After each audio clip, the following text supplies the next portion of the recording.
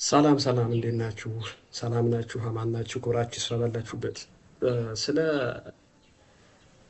ስለ ጭንቀት አንድ ነገር ላስረዳችሁ ብዬ ነው ዛሬ የመጣው። ጭንቀትን ለመከላከል የምንጠቀምባቸው ወደ ሁለት አይነት መንገዶች፣ ጭንቀትን ለማስወገድም ለመከላከልም ሁለት መንገዶችን አወራችኋለሁ።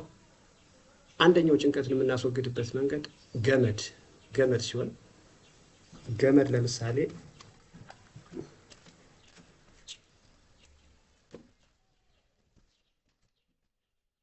ይሄ ገመድ ነው። ጭንቀታችንን የምናቀልልበታለን። ላይክ ዛችን በመዝለል ሪላክስ አድርገን ጭንቀታችንን እናስለቀትበታለን። ጭንቀት ኦቨር ከደግን አለቅም ካለ እች ገመድ ምን ትጠቅማለች? እችን ሸብ ታረግና በአንገት ከተህ ወደ አምላክ ላሽ ትላለህ ማለት ነው። ስለተከታተላችሁኝ አመሰግናለሁ። ቴንኪ ወዳችኋለሁ።